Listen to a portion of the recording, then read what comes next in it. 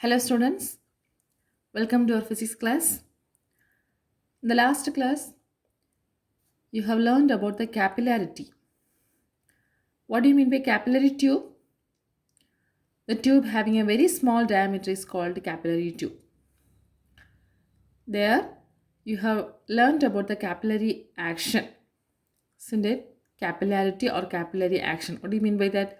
The rise or fall of a liquid in a narrow tube is called capillarity or capillary action. When a capillary tube is dipped in a water, the water in the tube will rise above the level of the water in the vessel.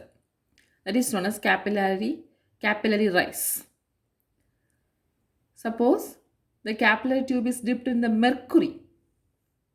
The liquid is depressed in the tube below the level of the mercury in the vessel. So that is known as capillary fall. So these are called a capillary action or capillarity. Today you are going to learn surface tension by capillary rise method. That is, we are going to find out the expression for the surface tension by means of capillary rise. Actually, the capillary rise is because of the pressure difference across a curved liquid air interface. When a capillary tube is dipped in a water, the top level, there is a pressure difference across the curved liquid air interface. So because of this, the rising up of water on the narrow tube occurs. Isn't it? Okay.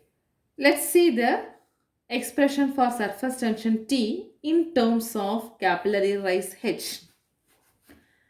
Consider a capillary tube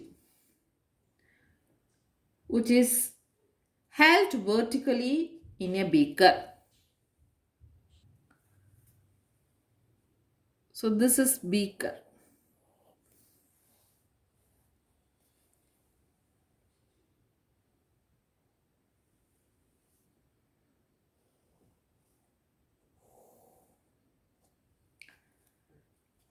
It consists of water, the level of the water. Okay. Now, a capillary tube is vertically dipped in this beaker. So, capillary tube, it has a very fine hole. Here I am drawing as a big diameter to understand the expression for surface tension. Okay. So, this is the capillary tube.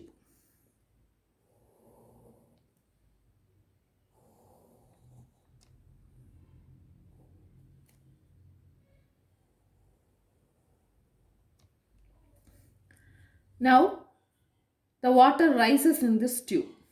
Okay. The water rises in this tube due to the surface tension. Let's see. This is the level of the water, and the rising up of water is in this level.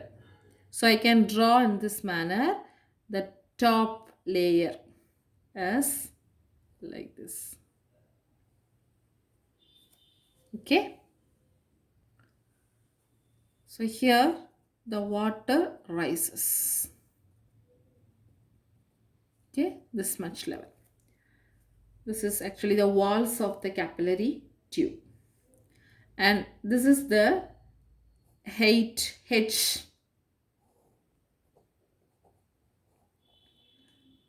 This much height, the water rises in the capillary tube. This is liquid or water.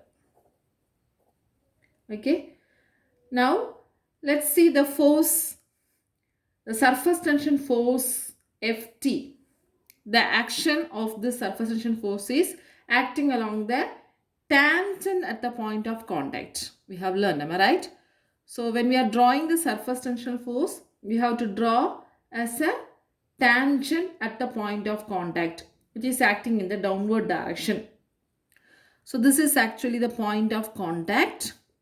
At this point of contact, a surface tension force is acting tangentially, T. Can you understand? So Ft acts along the tangent to the point of contact, the downward direction. So we know that obviously there is a reaction force which is acting upward. The normal force which is acting upward. So this is acting here. This is the normal force which is equal and opposite to the surface tension force. So here also there is a normal force. Okay. So which is equal and opposite to the surface tensional force.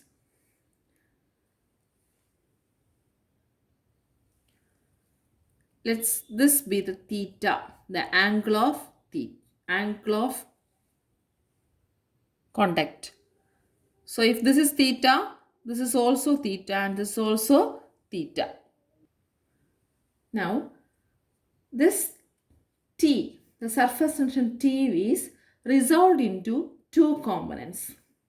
One is horizontal component, another one is vertical component. Horizontal component is acting this direction, vertical component is acting this direction. Okay, so what is a horizontal component?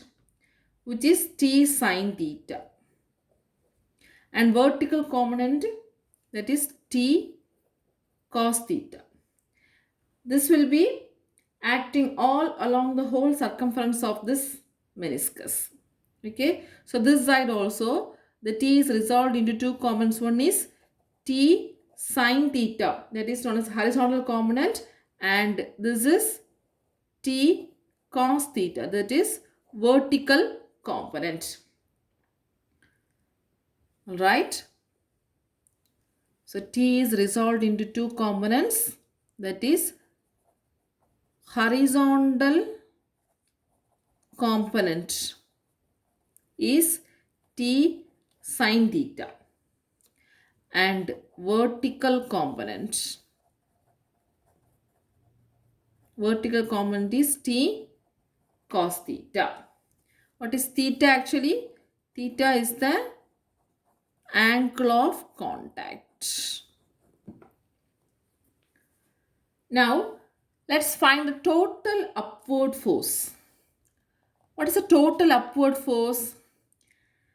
Actually, T cos theta is the upward force. Am I right? T cos theta upward force. T sin theta is equal and opposite direction, so it will be cancelled. And upward force is T cos theta. What is the total upward force? Here T cos theta, here T cos theta, here T cos theta, here T cos theta, here T cos theta. So, which will be multiplied with the circumference of the meniscus. Isn't it? The whole circumference of this meniscus, so T cos theta will be acting upward. So how can we write the total upward force? Total upward force can be written as T cos theta into circumference of this meniscus. So this is as a form of circle. So we can write the circumference of the circle as 2 pi r. What is r? This is the radius r, circumference of the circle. Understand? Circumference of the meniscus is small r.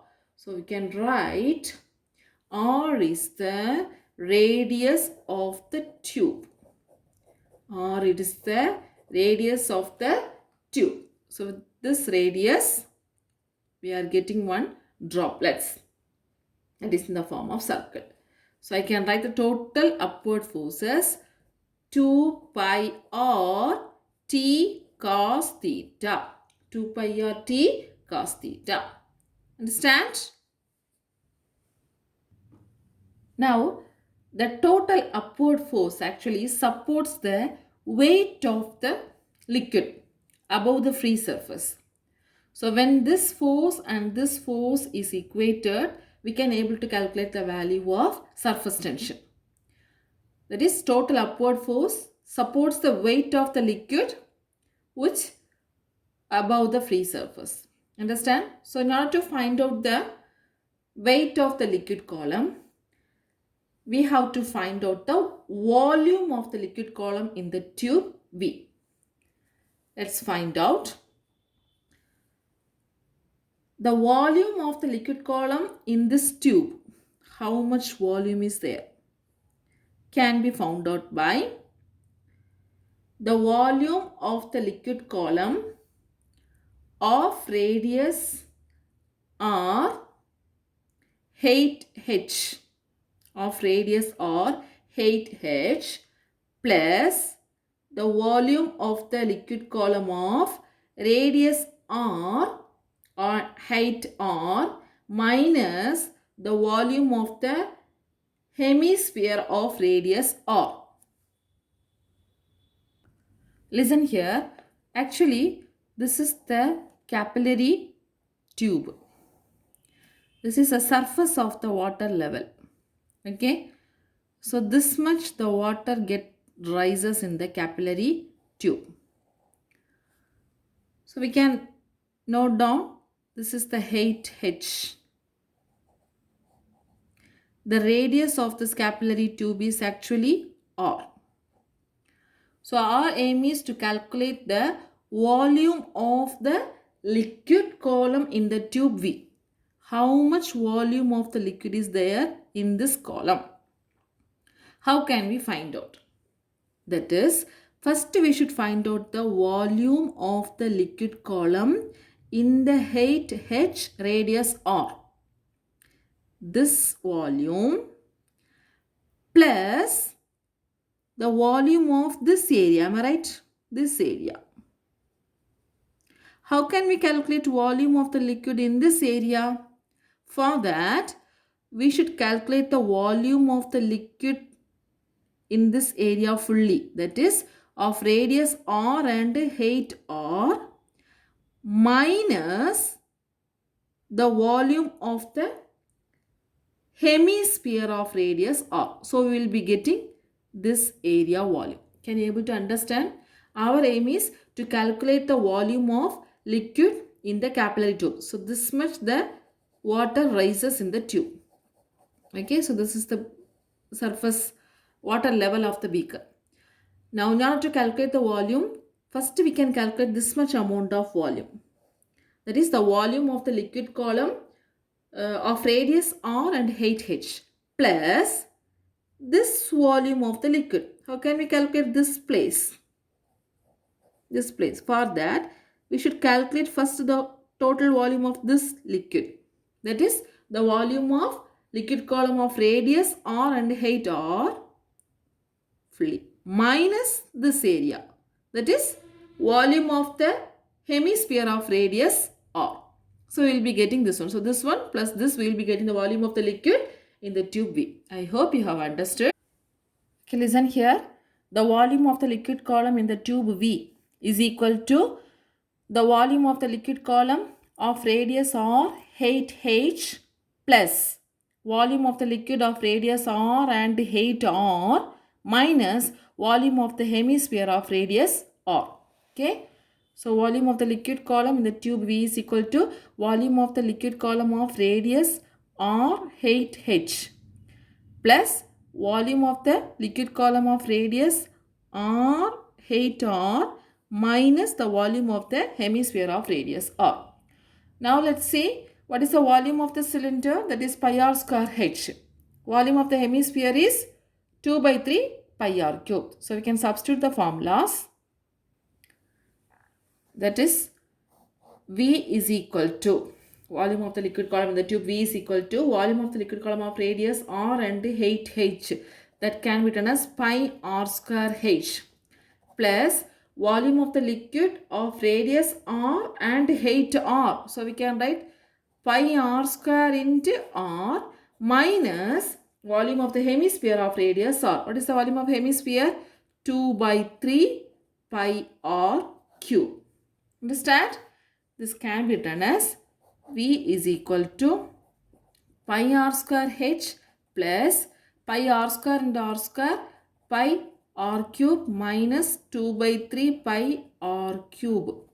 So when you simplify pi r square h plus if you do the cross multiplication 3 pi r cube minus 2 pi r cube by 3. So we can write as 3 minus 2 1 by 3. So 1 by 3 pi r cube. What is this? This is the volume of the liquid column in the tube V. Now we have to find out the total weight of the liquid column above the free surface. isn't it? So weight of the liquid column. Weight of the liquid column. So weight means we have to write in terms of m into g. Am I right? Mass into acceleration due to gravity. Here we have found out the volume. How can we write the mass in terms of volume? That is, density is equal to mass per volume. So volume is equal to density into density into volume into acceleration due to gravity. Have you understood? We are going to balance the upward force with the downward force. Downward force is actually the weight of the liquid column. Weight is nothing but m into g. So m can be written as density is equal to mass per volume. So m is equal to density into volume. So m can be written as density into volume into g. Let's see the rho be the density of water. Rho be the density of the water. Okay. Then we can write the weight of the liquid column as, what is density? Rho. What is volume? Pi r square h plus 1 by 3 pi r cube. Am I right? Plus 1 by 3 pi r cube into g. Understand? So it can be written as pi r cube. We can take it as common outside. So, pi r square. Pi r square into h plus r by 3. When we take pi r square common outside, h plus r by 3 into rho g. This is the downward force. Okay. So our aim is to calculate the surface tension. For that we have equate the upward and downward force. That means the total upward force actually supports the weight of the liquid column. Weight of the liquid column above the free surface.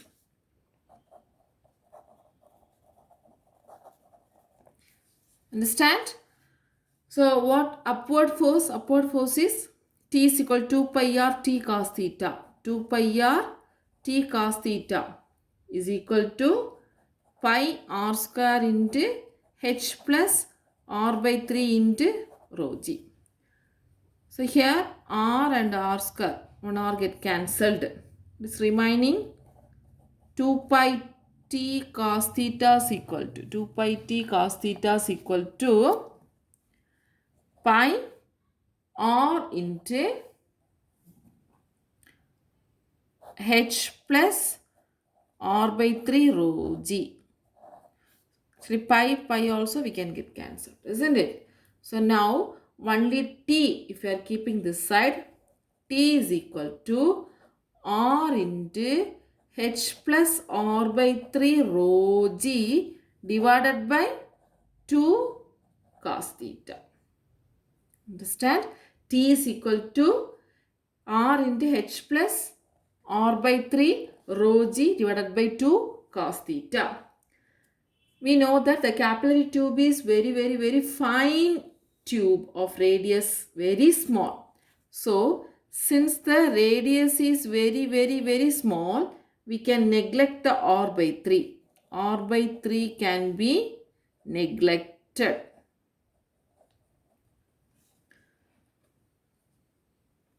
Actually, when we are comparing r by 3 with h, when we are adding r by 3 with h, very less change occurs because r is very small. So we can neglect r by 3 term. So remaining we can write as t is equal to r h rho g divided by 2 cos theta, or else we can write as r rho g h divided by 2 cos theta. So this is the surface tension.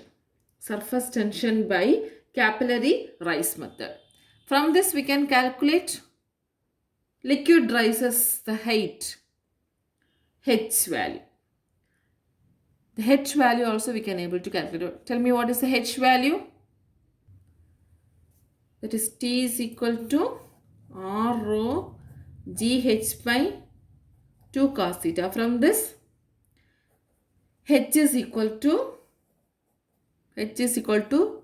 2T cos theta by R rho G. Okay. So here the height capillary rise is inversely proportional to the radius of the tube.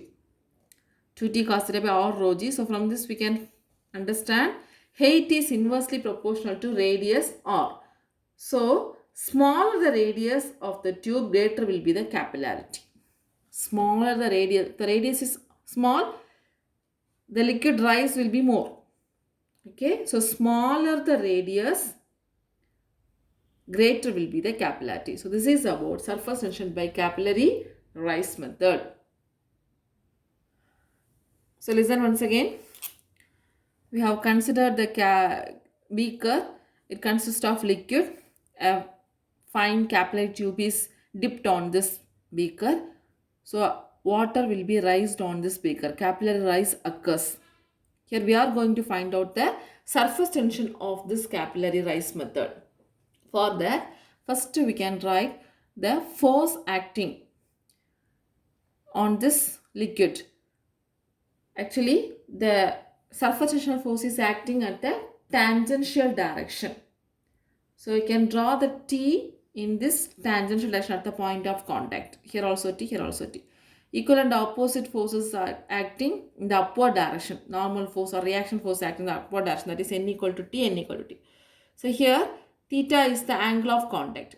And this T or normal force or the T can result in two common, horizontal component and vertical component. Horizontal component is T sin theta, vertical component is T cos theta.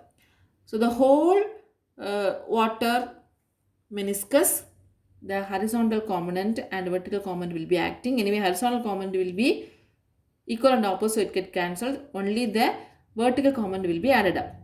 So the total vertical component is nothing but T cos theta into circumference of this meniscus. So I can write total upward force is equal to T cos theta into 2 pi r. Circumference of the meniscus is nothing but circumference of the circle. So T cos theta 2 pi r or 2 pi r T cos theta, where r is the radius of the tube. Now to find out the volume of the liquid column, here the volume of the liquid column in the tube V is equal to volume of the liquid of radius r, height h, plus the volume of the liquid of height r and radius r minus the volume of the hemisphere of radius r. So it is V is equal to pi r square h plus pi r square and r minus 2 by 3 pi r cube. Volume of the cylinder and volume of the hemisphere. Now just simplify this, we will be getting pi r square h plus 1 by 3 pi r cube. This is actually volume. We have to find out the weight, then only we can balance this with the upward force. Weight is nothing but m into g. So mass we can write in terms of density, density into volume into g, and where rho is the density of water. So we can write weight is equal to rho into volume into g. Pi r square h plus 1 by 3 pi r cube into g. Just take the pi r square term outside. So h plus r by 3 into rho g. So upward force is equal to weight of the liquid column above the free surface. When we equate this, we can cancel pi and r. We will be getting T is equal to r into h plus r by 3 rho g by 2 cos theta. Here the radius is very small compared with the h. So we can neglect the r by 3 term and we will be getting T is equal to r h rho g by 2 cos theta. This is the surface tension value. From this we can calculate the value of the height h. That is how much liquid rises through the capillary tube. That is h is equal to 2t cos theta by r rho g, or we can write h is inversely proportional to the radius r. So smaller the radius of the tube, greater will be the capillarity. Two problems are given in your book, example 7.12 and 7.13. Direct substitution, just go through it. Next, applications of surface tension. That is, mosquitoes lay their eggs on the surface of water. So on the surface tension acts. To reduce the surface tension of water, a small amount of oil is poured. So this oil will break the elastic film of water surface and eggs are killed by drowning. Okay, so when we pour the oil, the surface tension of the water gets reduced. So the elastic film will be break so that the eggs will be killed. And chemical engineers must finely adjust the surface tension of liquid so it forms droplets of designed size and so it adheres to the surface without smearing. This is used in desktop printing to paint automobiles and decorative items. Okay, so when we know the size of droplets, when we adjust it, that can be useful for different purposes. That's why finely adjust the surface tension of the liquid so it forms the droplets of designed size. It adheres the surface without smearing. So this is used in desktop printing to paint automobiles and decorative items. Specks of dirt get removed when the detergents are added to hot water while washing clothes because surface tension is reduced. Okay, when we are washing clothes, if we add the detergent with hot water, the surface tension will be reduced. So the dirt can be easily removed. A fabric can be made waterproof by adding suitable waterproof material to the fabric. This increases the angle of contact. So when the angle of contact increases, obviously the surface tension get decreased. Understand? So these are the applications of surface tension. Applications of surface tension. Okay, students. Today we have learned this question. What is capillarity? Obtain the expression for surface tension of liquid by capillary rise method. This is a long answer question. Learn this question. Thank you, students.